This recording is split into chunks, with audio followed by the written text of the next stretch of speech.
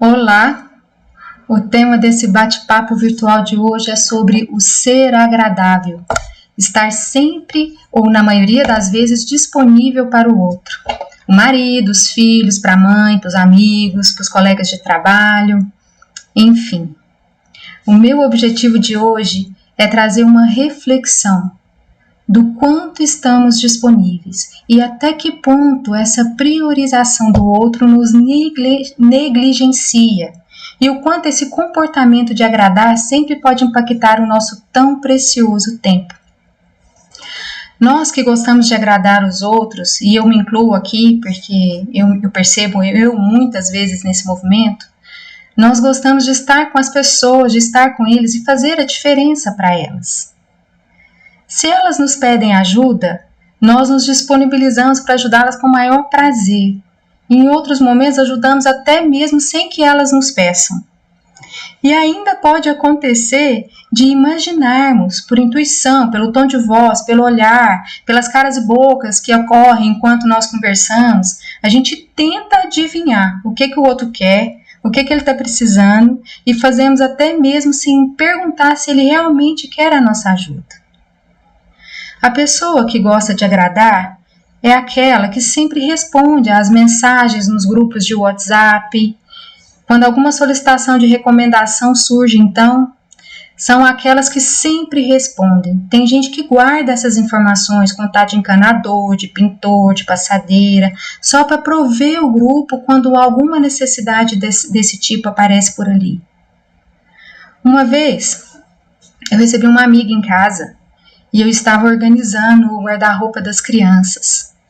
E como ela é de casa, ficamos ali no quarto enquanto conversávamos. E eu ia conversando com ela e dobrando umas camisetas e guardando nas gavetas. Aí de repente a Sofia me chamou e eu voltei e fui ajudar a Sofia no banheiro. E quando eu voltei, essa minha amiga tinha prontamente arrumado bastante das peças que estavam desorganizadas, sem eu pedir e sem me perguntar se eu queria que ela fizesse isso por mim. Mas ela fez para me agradar e me agradou. Mas imagine se ela tivesse feito tudo errado.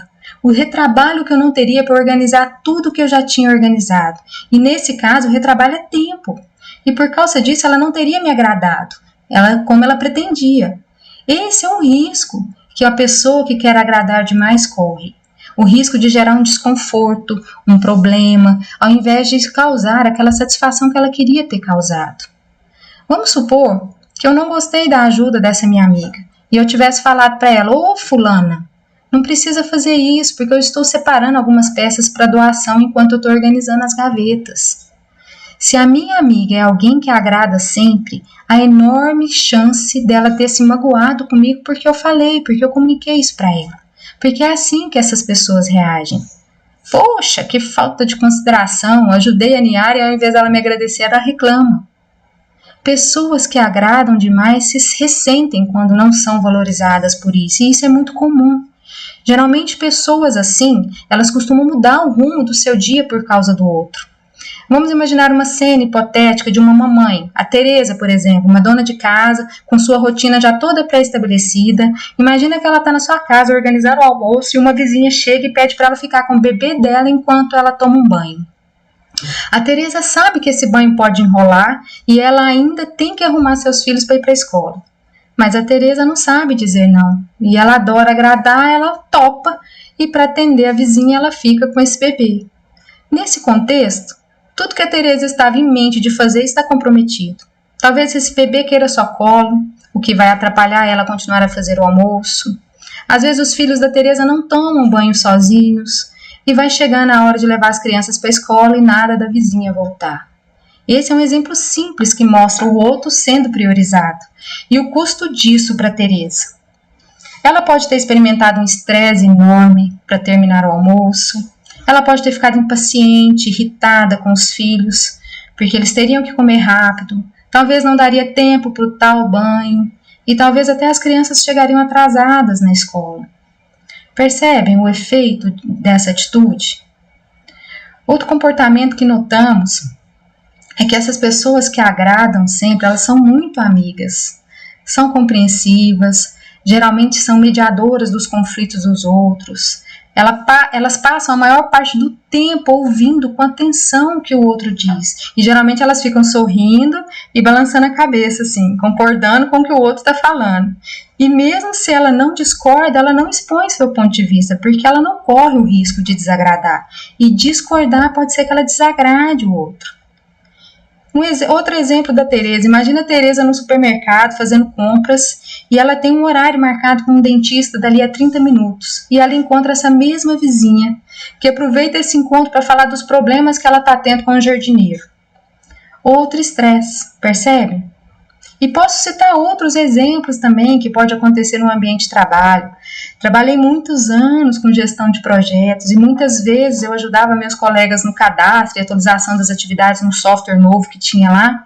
E eu às vezes ficava além do meu horário para poder fazer as minhas atualizações. Disponíveis demais, as pessoas, elas não dizem não. E as suas prioridades são deixadas de lado para atender o outro. Nós atendemos com orgulho o famoso já que do outro, por exemplo.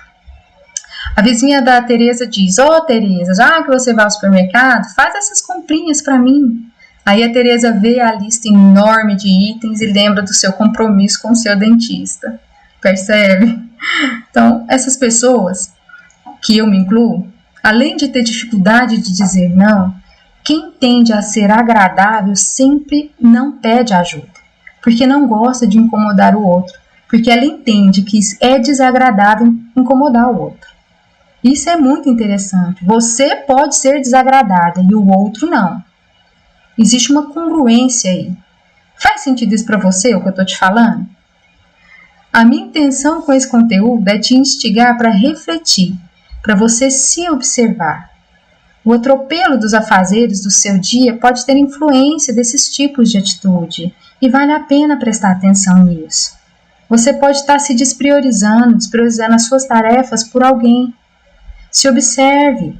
Você pode notar essa tendência em pequenas atitudes. Ontem mesmo eu estava tomando café com meu marido e ele sujou as mãos comendo um mamão com o meu.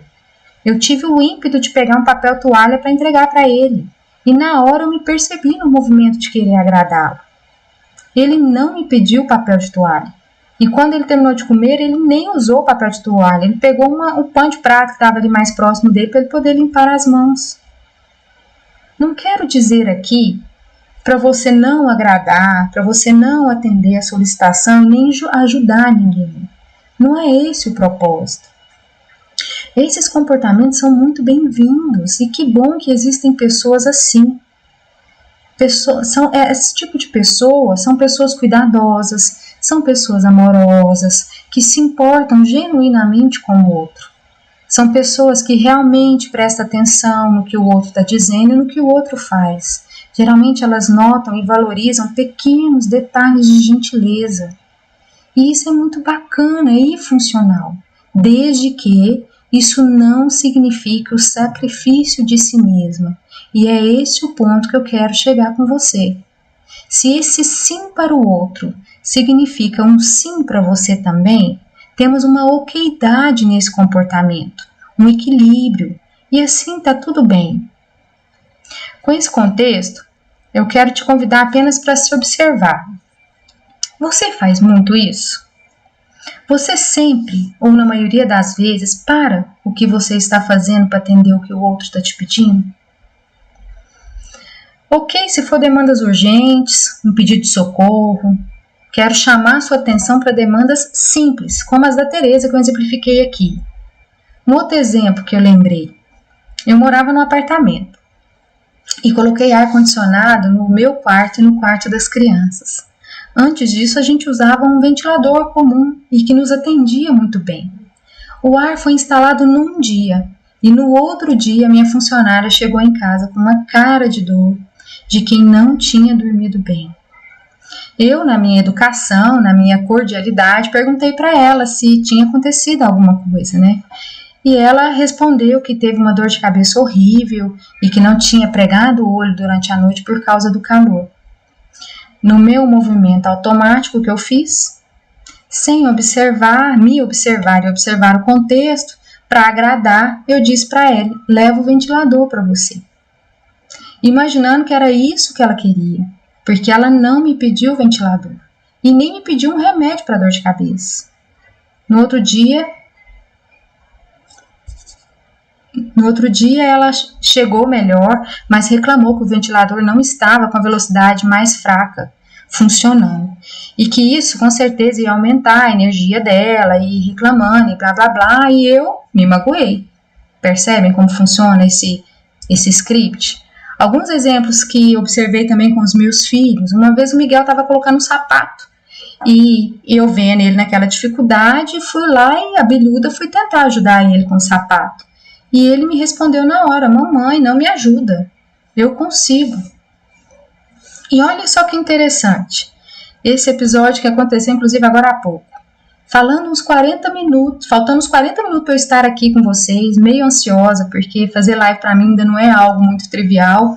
Meu computador é novo e a minha internet deu pane na última live. Enfim, eu não estava bacana e o Miguel porque quis que eu tomasse banho com ele. E eu disse sim para ele. E lá fomos pro banho, ele quis brincar um pouco, mas eu não estava ali, eu não estava inteira naquele momento. Mas para agradá-lo, eu disse sim para ele. Mas quando eu percebi que eu não estava inteira ali, eu percebi que, na verdade, eu não disse o sim para mim. Porque o tempo inteiro ali eu estava remoendo, eu estava ruminando as coisas que eu ainda precisava fazer para que eu pudesse estar aqui mais tranquila com vocês na live. Então percebe que em muitos momentos, enquanto a gente está até mesmo conduzindo os nossos filhos ou lidando na relação com os nossos filhos, a gente no papel da mãe, para ajudar demais, para agradar demais, a gente também atrapalha. E é bacana essa observação, eu quis trazer esses dois exemplos justamente para mostrar que geralmente as pessoas que têm essa disponibilidade de agradar, elas agradam na grande maioria dos tipos de relação dela. Na relação dela com os filhos, na relação dela com os pais, na relação dela com os irmãos, com os amigos, com o marido. Então, não acontece um movimento desse apenas num tipo de relação, é geral. E isso é bacana de você perceber se você tem essa tendência. Então, o meu convite é para você se observar, perceber essa atitude em você. Como que funciona essa atitude em você, sabe? Por que você agrada tanto? E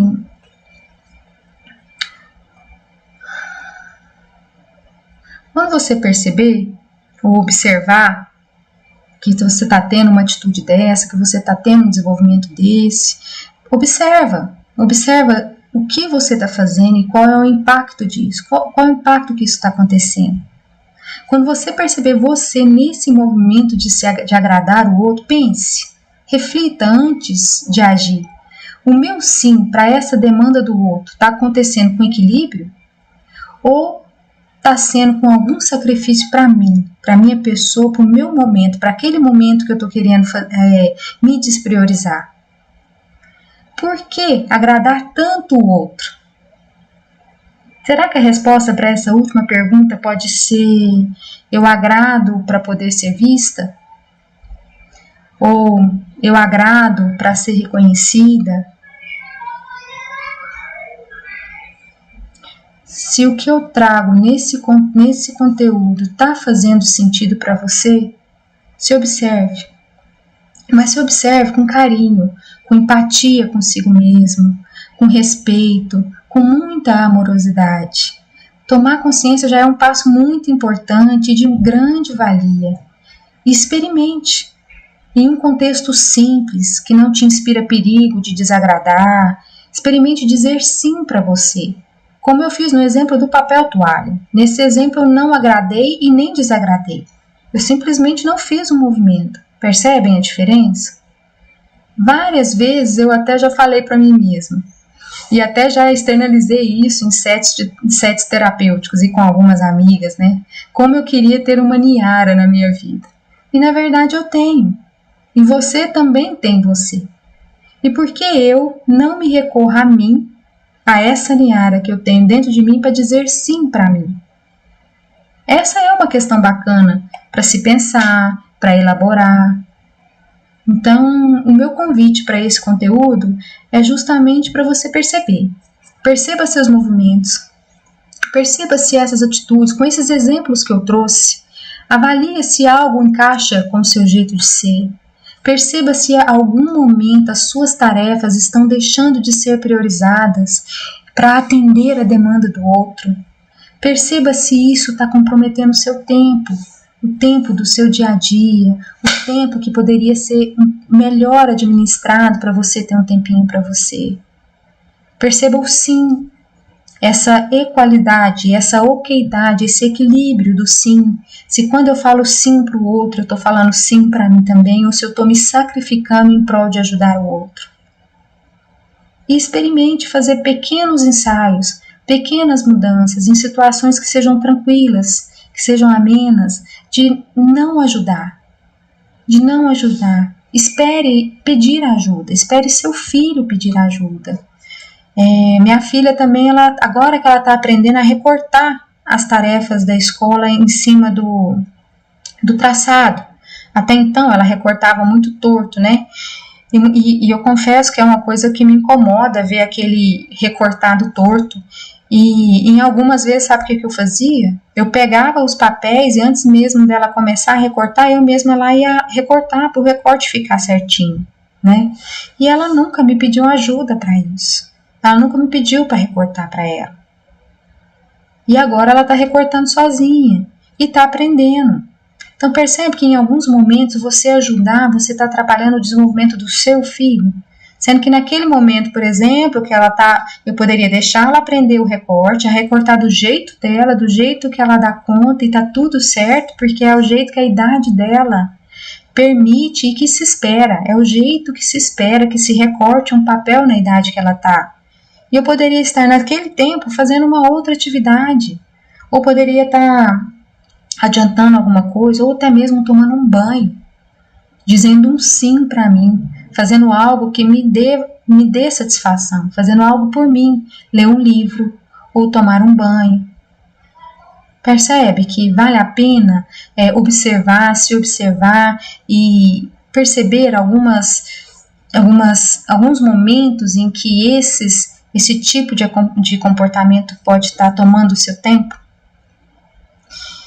E é isso que eu queria trazer para você nessa live de hoje. Eu espero ter contribuído com você, eu espero que esse tema possa ter provocado alguma reflexão, possa ter te instigado a se observar melhor, possa ter te despertado para experimentar dizer sim para você, ou no mínimo observar, se você já conseguir observar os seus comportamentos e começar a perceber, automaticamente isso já traz para você uma vontade de fazer diferente. E experimentar essa diferença e ver o que você ganha com isso. Qual é o benefício que você tem para você. Não só o benefício de tempo, como o benefício de qualidade de relação. Porque se você parar de agradar, principalmente sem que a pessoa peça ajuda, ou se você parar de tentar imaginar ou adivinhar o que a pessoa quer e vai lá e faz, e talvez não seja o que ela queira e possa criar esse desconforto, você também está trazendo qualidade para você, qualidade de relacionamento. Então tem muitos ganhos que você pode ganhar simplesmente em se observar, em perceber se eu estou sendo agradável, por ser agradável, por estar sendo amiga, ou estou sendo agradável por qual motivo?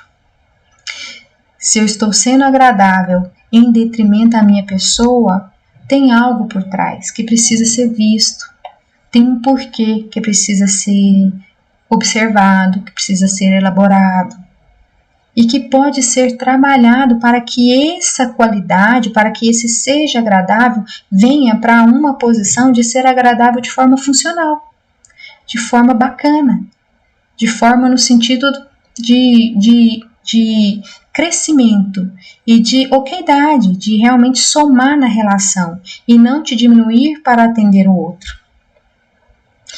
Como eu sempre digo, né, eu gosto muito desses conteúdos que me permitem insights sobre mim, sobre minhas condutas, meus comportamentos. Eu espero que fichas tenham caído desse pouco que eu trouxe para você de explanação. Eu gosto muito de trazer também os conteúdos com exemplos, porque eu acho que com exemplos fica mais fácil da gente até mesmo fazer alguma ligação, né, com o nosso contexto de vida. Espero que insights tenham surgido na sua mente. E ainda essa semana, nessa semana ainda, essa live vai estar disponível em vídeo para você rever. E podemos trocar também muitas figurinhas ali pelos comentários, até mesmo por mensagens no direct. Deixa eu ver se por um acaso tem algum comentário aqui. Eu quero dizer que é muito bacana tê-los aqui. Tem aqui uma pergunta. Essa pergunta aqui é interessante, né? A pessoa está perguntando aqui, a Patrícia, né? Ela está perguntando assim, e quando pesa, né? Olha a pergunta dela. E quando não agradar pesa, né? No sentido aqui que ela dá até o exemplo aqui com os pais, né? Porque ela se sente na obrigação de estar à disposição dos pais. Sempre tudo que os pais pedem, principalmente a mãe, ela percebe que ela entende que ela tem que estar disponível para essa mãe em todos os momentos, como um dever, né? E aqui o convite que eu falo também para você, Patrícia, é que nessa posição também de estar sempre disponível, se é dessa forma, se está pesado, como você diz na sua própria pergunta, é porque algo está desequilibrado, está tendo um desequilíbrio nessa relação. Um lado está dando mais do que o outro, percebe? E nesse movimento de dar mais, com certeza pode estar acontecendo dar mais até além do que você internamente talvez esteja disponível para dar. Observe os movimentos. Observe se realmente você está disponível sempre que sua mãe te pede, principalmente. Será que é ela que te demanda toda essa disponibilidade? Ou será que existem algumas situações em que você está fazendo por ela sem que ela também não pediu esse apoio? Então, eu ainda te convido aqui, até mesmo para essa pergunta, para você se observar.